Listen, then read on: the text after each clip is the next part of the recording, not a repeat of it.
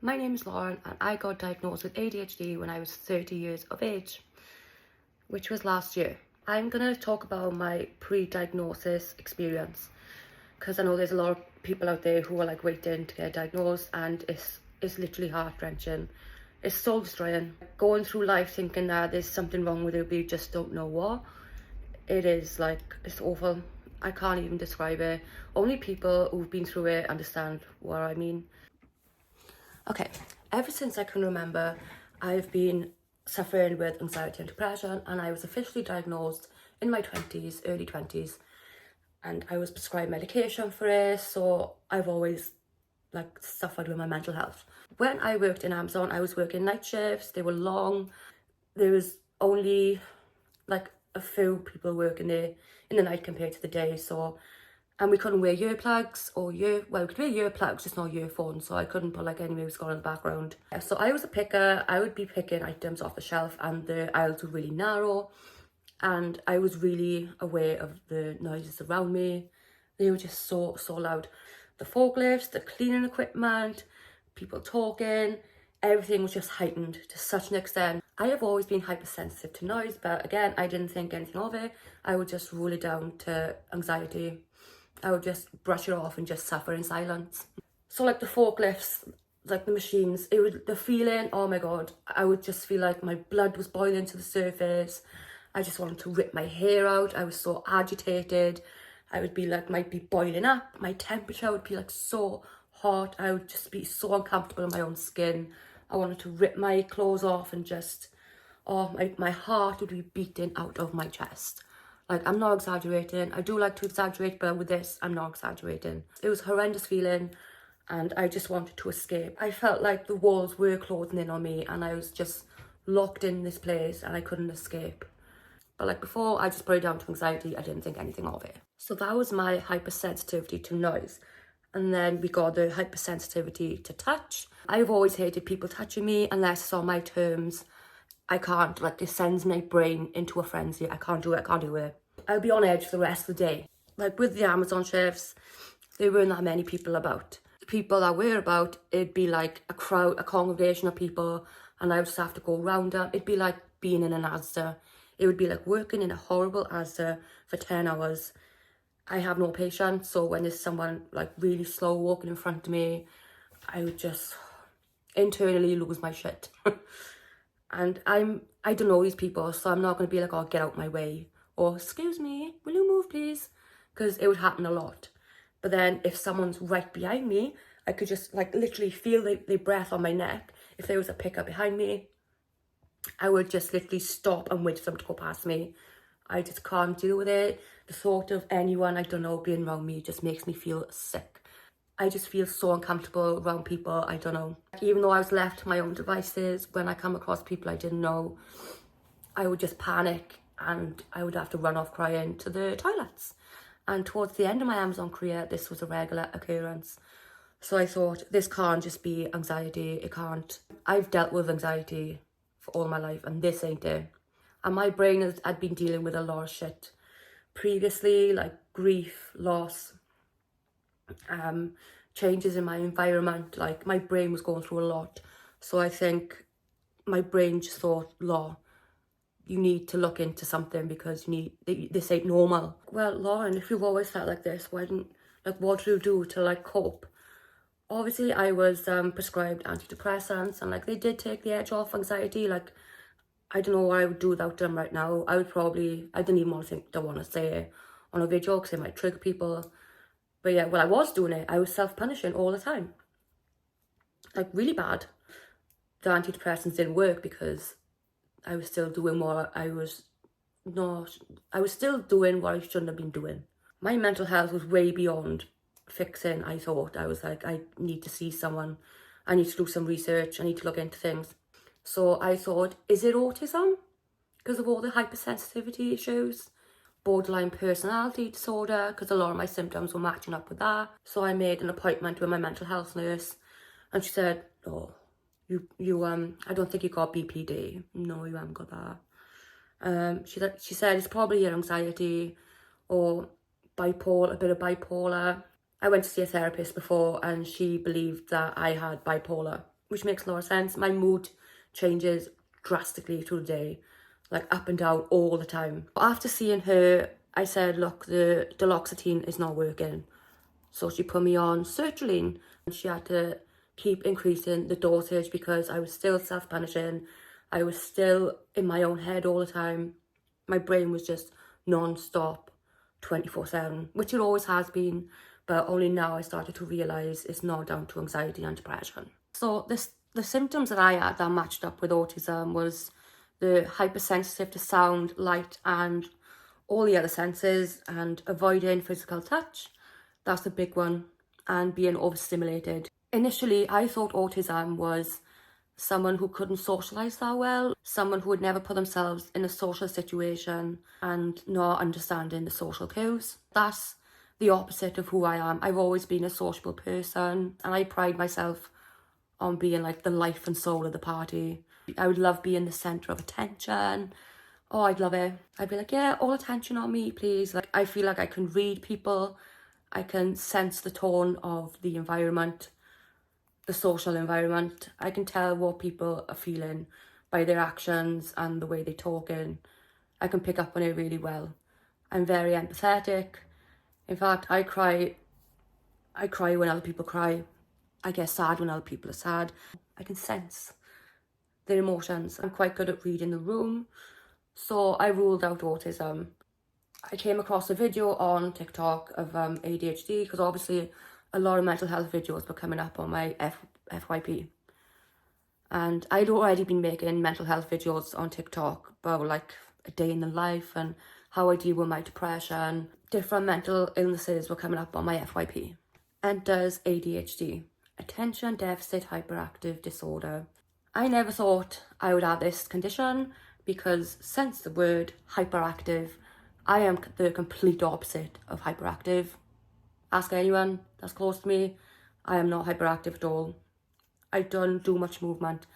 I hate any type of exercise. I don't talk all the time. Like, I like my own peace. I like to be quiet. Don't get me wrong, I love socialising with people, but when it's on my terms. A lot of people have the same view. Like, when someone says ADHD, you think of a very hyperactive boy who misbehaves, who doesn't listen to instructions and orders, who are always wound up. They don't listen to authority and they're constantly on the go. Well, that's me, but in my brain. It's not physical, like all this hyperactiveness, like not listening to people. I don't like being told what to do. I despise it. I always do the opposite, but I listen to authority. Like, I don't break the rules. But I've never misbehaved. I've always listened to like my mother and my grandparents and stuff like that. In work, I'll always like follow the rules. But in my head, it's just chaos, absolute chaos. What you see in a hyperactive boy, you see in my brain. So I am not a ball of energy, like I never have been. So the thought of having ADHD was ridiculous to me. I was like, there's just no way. It's got to be something else. More and more videos will come up on my FYP of women talking about their ADHD experience and how it's not just physical hyperactivity. It's like more like girls not paying attention, which when I think back, no, I didn't. I only pay attention to the things that interest me. A lot of women have called, like, I went to my mental health nurse and she said, oh, it sounds like you might have ADD, which is attention deficit disorder without the hyperactivity. So I was like, yeah, it might be, yeah. To be honest, that makes a lot of sense. There was a lot of symptoms that were really matching up with everything that I've been suffering with since I can remember. So the initial symptoms that I always had since I was a child was the excessive thoughts. I've always had a narrative in my head since I can remember, multiple narratives, not just one. I would always have a voice in my head saying what I should be doing, what I'm doing at the moment, what I could be doing. It was just every single decision, there was a narrative, no matter what. The hyperactivity part was like constant leg shaking, like it weren't noticeable movements. So you're not going to notice a kid constantly shaking their foot or their like arm, or constantly like having to walk around the room, fiddling with pens and like always, like I'm doing it now. I have to have something in my hand for me to concentrate. And another big one is rubbing silk through my fingers. Ever since I was a baby, I've had this silky blanket, and if I don't have it, I will have a mental breakdown. I won't rest until I find that blanket if I lose it. And if I lose it, I don't even want to think about what I do. It's really, really intense. Another big one is my impulsivity. Yeah, my impulsiveness is a big thing. I've literally always acted on my instant decisions and not thought about the consequences. Like, even when it came to like big life decisions, like going to university, all my friends were going to uni. I didn't think about what my future was. Everyone was doing these degrees that they had interest in but were gonna do careers out of. I just picked history because I liked doing history. I liked the subject. It was the only subject where I could pay attention. I didn't even research universities. I didn't even look at the course history. I just seen history and American studies because American studies is my favourite. Picked that, seen that Swansea and University of Glamorgan done it, put my entries in, and then I got in. Also, I picked the course that was the year abroad, so on my third year I'd be going to America. So I thought, yeah, great. I'll think about that when it comes to it. Got onto the course, and then that's my impulsivity right there. Just click, send it off. It sounds good, looks good, I'll just do that. History was the only subject that I could pay attention to because it interested me, and that brings me to my inattentiveness. Because every other subject, especially maths, had no hope of me paying attention. I've always been a daydreamer, right? I know everyone daydreams. Like, daydreaming is not the only symptom of ADHD, but like, this is daydreaming to another level. In maths, science, even English, that somewhat interested me because I do love reading, but I can't focus long enough to keep reading. I didn't do that well in. I passed only because I studied vigorously. Like, some people could just look at the pages now and then and just remember the topics and stuff like that. Not me. Not me, no. Like, even for history, I had to plaster my walls with pages and pages of highlighted sentences of the topics that could be in the exam. Not even definitely, could be. I can remember things. That's all it is, isn't it? Exams, just testing your memory. And I would just panic all the time in the exam environment. Like, I hated it, I couldn't do well in it. I only had 2 A's, and that was in Welsh and religious studies. And that was only because RE was just basically your own opinion. And if you could explain your own opinion, backed up with evidence, you're good to go. You're going to get an A or B. And then history, I really drilled in the information into my head. I drilled in all the evidence and facts and statistics to build up an argument, because with history, it was a bit nicer than most exams because you were guaranteed to have at least one essay question that you practiced before. So yeah, I only had a C in that, and that was a topic that I really, really liked. But again, it was just my inattentiveness. I could not focus long enough. And sitting in an exam for 2.5 hours, I couldn't, like, my brain was just somewhere else. And then I would just work myself up. I'd get overwhelmed. It was horrible. How can you decide how smart someone is in that condition? Like, no. When I look back at it now, it's like, Jesus, that's intense. No wonder why I struggled so much. And especially in maths. I had to resit maths 3 times, and I had a D every time. I just could not focus on maths. And the equations stuff, it just didn't interest me at all. So even I was getting like the extra hours of like tutoring with the teachers and stuff, I just couldn't understand it. So after like 2 minutes, I would just daydream about other things, what I could be doing, what I will be doing, how I'm not even going to try to revise for maths because I don't like it. Those are all the initial symptoms that I was thinking about and really digging deep of, oh my God, yeah, that's me. I made an appointment with a nurse, my mental health nurse, and she said, right, okay, I'll get in contact with primary care and we'll just make you an appointment just for a phone call, not to even try to get on the list, not even for the diagnosation. This was just to have a chat of my symptoms. That was the start of the process of me being diagnosed with ADHD. I know I waffle on a lot because making videos make me uncomfortable. So my attention span is like really short. I never thought about putting myself on the list for getting diagnosed with ADHD. Like, it's such a long process. That's why people get discouraged to get diagnosed with this condition.